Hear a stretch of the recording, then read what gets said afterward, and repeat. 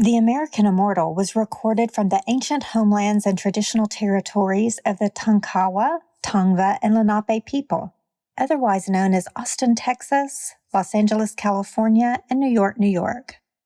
A quick heads up before we get started. This episode contains some adult language. Here's what happened previously on The American Immortal. Give me the humans. Is he talking to a bear? That's what it looks like. I told you that's not really a bear. It's Brian. He's a soul tracker. You knocked him out! I did us a favor. This guy is crazy. He wants to take us someplace called the Realm of the Dead.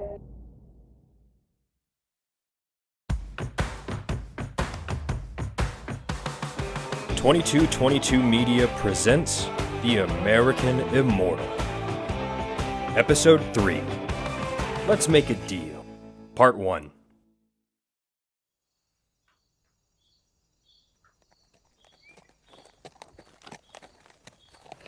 Let me take the reins for a while. No. Oh, come on, Nuna. I'm tired of riding behind you. Do not call me Nuna. I am Mrs. Bernard to you, and Molly is my horse. You're lucky I'm letting you ride. It's a real nice way to talk to your partner. We are not partners, Mr. Pilcher. We have a one-time arrangement. Fine. I'll be real glad to get back to New Orleans. That's where I'm from. I believe I told you that when we met. New Orleans is a great city, but I thought, why should I work as a legal apprentice in my father's law firm and wait forever for him to decide when I could become a lawyer, when I could make a quick fortune in the fur trade?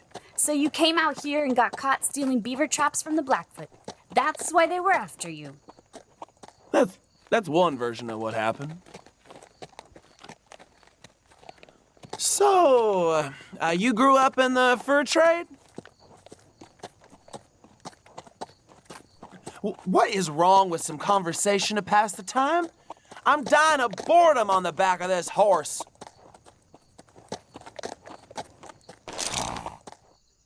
My French-Canadian father is a fur trapper. My Cree mother taught me how to help my father, making snowshoes and preparing the beaver pelts to sell. A year ago, they made an agreement with Antoine that I should marry him. Then I made snowshoes and prepared beaver pelts for him. The trading post is up ahead. Come on, Molly.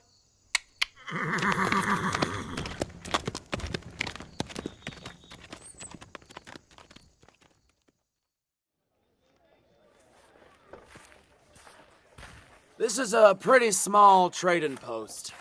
Now, we won't get as much here, but can't go back to the rendezvous to trade, so... What should we trade? Well, we've got the book in this box. Whiskey, I'll keep that. The rock, you can keep that. This rock made a bear run away when Otto held it up. Seems like that would be worth something. Oh, listen to yourself. You think the trader will believe that bears are afraid of this little rock? I suppose not. I'll keep the rock. I doubt the trader can read, so keep the book, too. The box is the only thing worth something.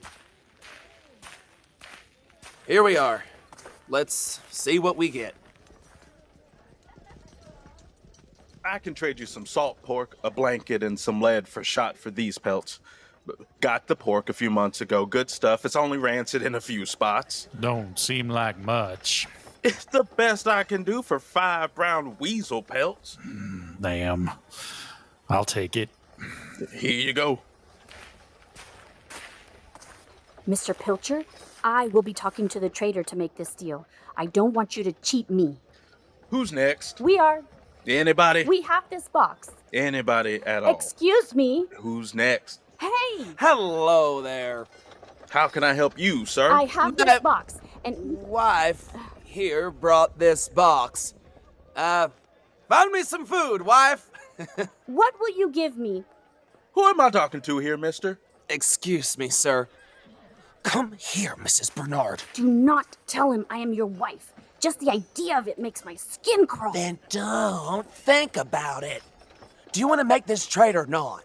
I always negotiate to get the best prices for our pelts. Well, we don't have pelts. Looks like your woman is hard for you to control. Oh, yeah. Oh, yeah, she's a handful. But she's great at making coffee and snowshoes. I would kill you again if I could. Well, too bad. You can't kill me. Go. Find something to eat. You are worse than putrid dog meat, Mr. Pilcher. Oh, that is so rude, Mrs. Bernard. I'm just trying to help here. Ugh. Country wives, right? What you got? This box here, it's pretty fancy. It's got carvings all on the sides and looks like it might be gold or silver. Give it here. Sounds like something's in there. What is it? I'm not sure. Well, open it up and let's see. All right. Can't you open it? Yes. The latch is right here. It's just stuck.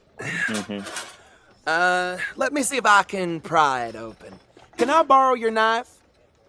Here you go.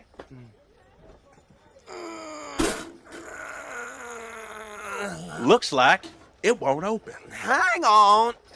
You're gonna break my knife if you keep at it like that. You got anything else? Like a beaver pelt? No. Sorry. Who's next? Damn it. What is in there? Excuse me. That box sure is pretty. Yes. Yes, it is. Don't think I've ever seen anything like it. Yes. Only one of its kind in the whole world. You don't say. It's a family heirloom.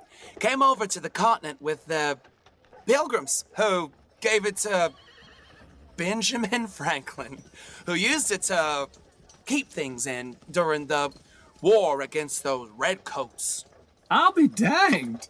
Benjamin Franklin himself owned this box? And he was a relative of yours? Yes. Yes, he was. He left this box to my family in his will. Mind if I hold it, Mr. Pilcher. Pilcher Franklin. Pleased to know you, Mr. Pilcher Franklin. I'm Jed Labossiere. All right if I take a look? You just be careful. Family heirloom and all. Sure is something. Can you open it? No. It was damaged by the redcoats in the Battle of, the Philadelphia cow patty. But what's in there was put there by my cousin, Ben Franklin, using his own hands. Sadly, Ben took his secret of what is inside to the grave. Damn. Kinda gets the mind going thinking about what might be in there. It could be anything. I'm going back to St. Louis soon. I surely would love to bring my wife back something special. I don't suppose you, Oh, I don't know. My wife would be tickled to get something that was once owned by Mr. Benjamin Franklin himself, and it would make for a nice homecoming for me, if you know what I mean. What would you take for it? Well, Look, I got some silver pieces here in this bag. I don't know. It is a family heirloom. Cousin Benjamin Franklin and all. I could throw in Little Bill here. He's a good horse. A horse? The box is worth a lot more, but since it's for your wife, I think I could part with it for the silver pieces in your bag, little Bill, and a saddle. Mr. Pilcher Franklin, if you'll shake on it, you got yourself a deal. Thank you. My wife will be so happy. Benjamin Franklin's box. Oh, well, you're welcome, Mr. Labossiere. I'm sure your wife will love it.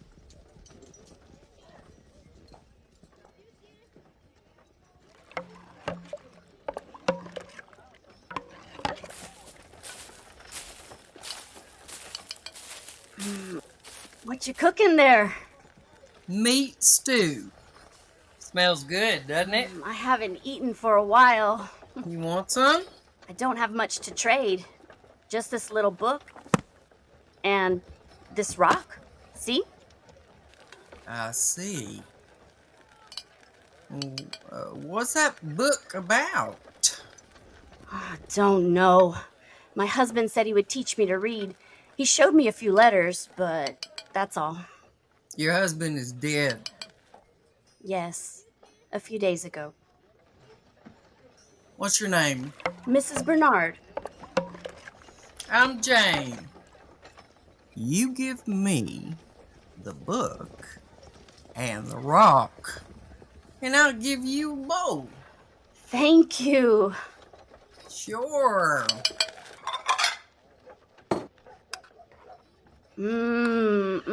This is good. Well, the trade is made. What is this? Silver coins. Woo-hoo, that smells delicious. Hello there. I'll have a bowl of your finest stew. I only got the one stew. What's in it? Meat. I mean, what's it made out of? Meat. What kind of meat? Meat. You want a bowl or not? Meat. My favorite. I'll have a bowl, my good woman. Be right with you, my good man. All this for that box? Nope. I got more. A horse. A horse? And the silver? Impressive, right? Sometimes I even amaze myself. I'll ride into New Orleans on my own horse with silver in my pocket. That'll show everybody. And then I'll ride up to my father's law office and I'm gonna tell him he can... Hey! Otto! Where's my whiskey? What? How did you... Whiskey. Damn it. Here.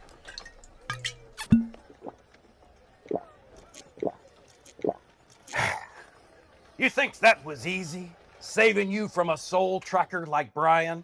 Brian? That talking grizzly bear. Soul trackers like Brian do not care if your souls are incomplete. They'll take you right to the underworld, straight to the city of no hope. So I think I deserve a little appreciation instead of being hit in the head with a rock. How did you get here? We left you on the mountain. That's a 2-day ride from here. You still don't get it. Let me spell it out. You are dead. Or mostly dead.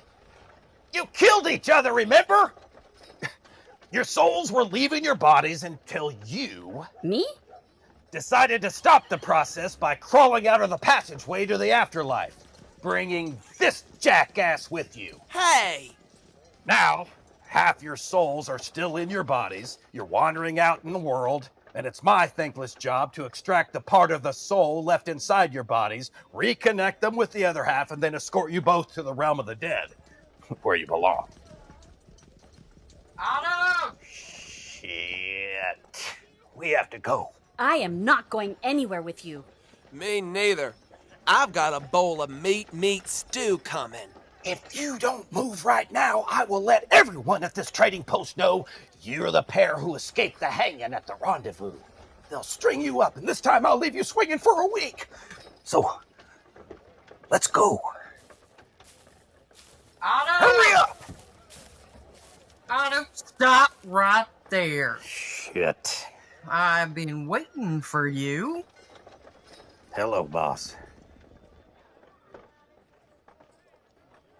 I don't know why I keep ignoring my instincts when it comes to you, Otto. I knew you would screw this up. Maybe it's me. Maybe I'm just too soft-hearted for this job. Oh, don't say that. You're not soft-hearted. Not at all. Here's your stew. Thank you. Smells delicious. This is my fault. I know it's your fault. Mr. Pilcher and Mrs. Bernard were hanging on that tree together. You could have done the soul extraction right there. I know. But instead, you go for a drink. Demon whiskey has a hold of me. I admit it. And then you decide to cut them down. What the hell were you thinking, Otto? Oh. Well, actually, Otto only cut me down. I was cut down by a Blackfoot named Peasy. I am not talking to you two, so shut up and eat your stew. No! Who are you? This is my boss. She Call me Jane. I am in charge of soul repossession and delivery for the realm of the dead. All soul trackers report to me. In my spare time, I like to cook. It relaxes me. You really screwed this one up, Otto. Jane, give me another chance to fix this. Please. Let's speak privately, shall we? Excuse me for a moment. Take your time. I must say, this meat stew is delicious.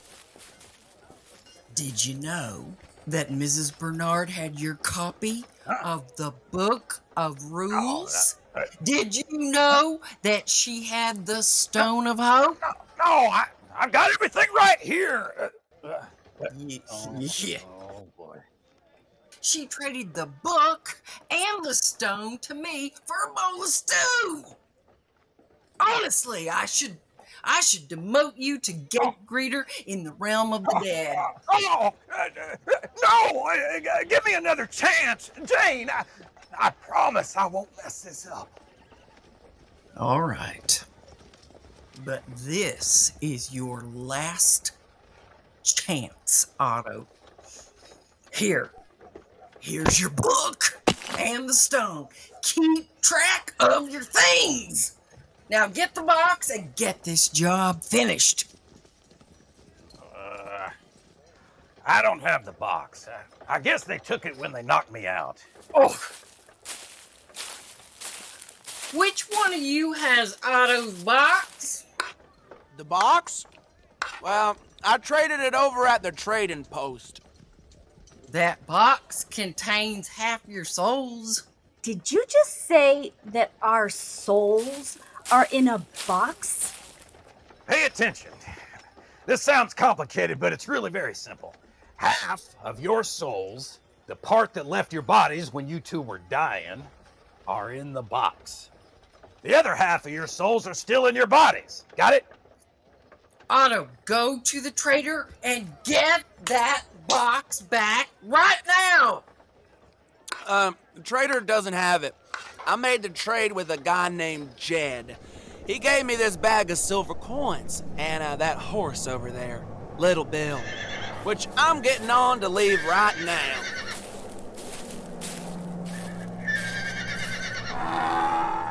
Little Bill? What happened to you? He's turned into a mule. The sack of silver.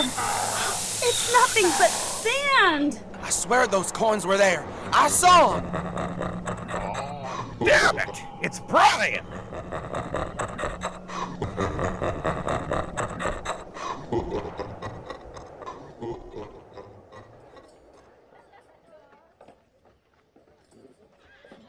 Well, it looks like Brian has gone rogue. Damn. Well, I can't say I didn't see this coming. And to make it worse, now Brian has the box with half your souls in it. Brian? Now, the man who bought the box said his name was Jed. A soul tracker can take many forms and names. This is just great! A rogue soul tracker has the box with the souls in it! I don't understand what you're talking about, but I don't care. I'm getting on my horse and going up into the mountains. If you leave, you'll have no chance to make your soul complete again. Sooner or later, you'll be caught by a soul tracker and confined to the city of no hope for all eternity. No, because I am not dead! Are you listening? You are partly dead. Half of your soul is still in your body, but the other half is in the box. Right. I've had enough of this. I'm leaving. Me too. Some folks just have to learn the hard way.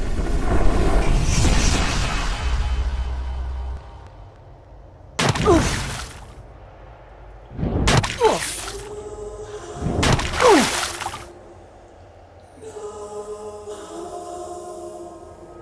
Damn it! Where are we? We're in the realm of the dead! This is the city of no hope! Damn it! It's so dark. And wet. And smelly. I don't like this. Hello? Anybody hungry? Jane! Why are you doing this? Why did you put us down here in the city of no hope? I have brought apple fritters. Go on, have one. Come on. Look, I'll take a bite first. Yummy. Jane is a really good cook. You're missing out if you don't taste one. I always say that apple fritters are the perfect thing when you need something that's just a little sweet. These are the best I've ever eaten. Honestly. Stop! You're making me blush, Mr. Pilcher. Okay, now that we've all had a little snack, I'll answer your question. Why are you here? Because, out of the goodness of my heart, I am showing you what your place in eternity will be if you don't get your souls together. Why did I have to come down here? You know why, Otto, so let's not pretend you don't.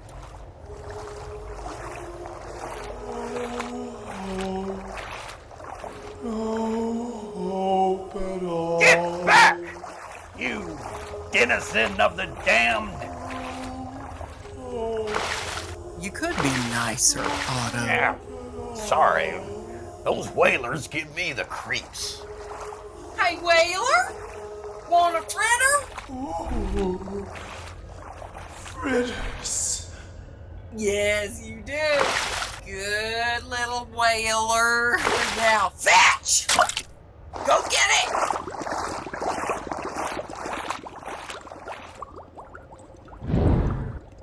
Darn. The fritter dissolved in the murky waters of doom. Too bad.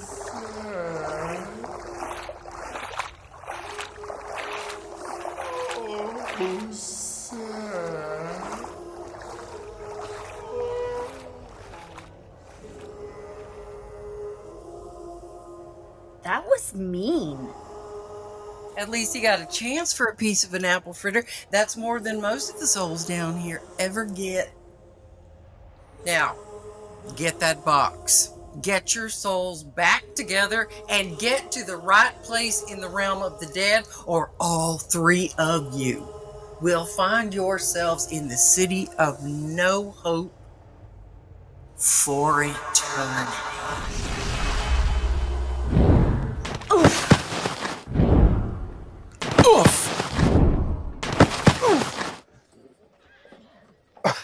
Ah, I always forget how much it hurts to be brought back to Earth. All this stuff. Everything you said is real. Of course it is. I'm not staying here for this. You've already tried that. Jane can see everything.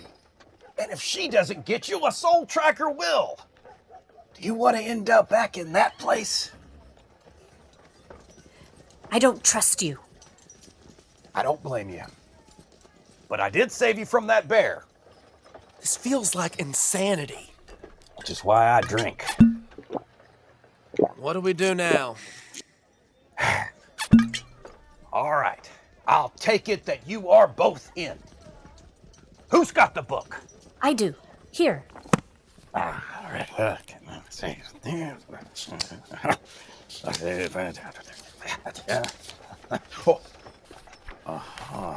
Well, looks like we're going to need the help of an underwolf. A what? An underwolf. A demon wolf from the bowels of hell. But we have to catch it first.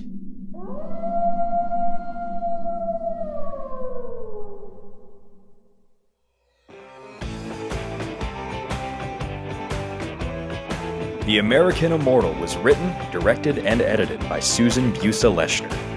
Produced by Leslie Cidale, Jack James Busa, and Susan Busa Leshner. Starring Jack James Busa, Deanna Bustelo, David Lee Hess, Lauren Lane, and Craig Nigh. And featuring the voices of T.J. Young and Andrew Heinrich. The American Immortal is a production of 2222 Media. Hey everybody, I'm Susan Busa Leshner, writer-director of The American Immortal. The fur trade of the 1800s and the resulting trading posts played a major role in America's westward expansion. If you'd like to know more about this part of American history, we've got some links on our site, and our website address is www.theamericanimmortal.com. Thanks for listening, and we'll see you at the next episode.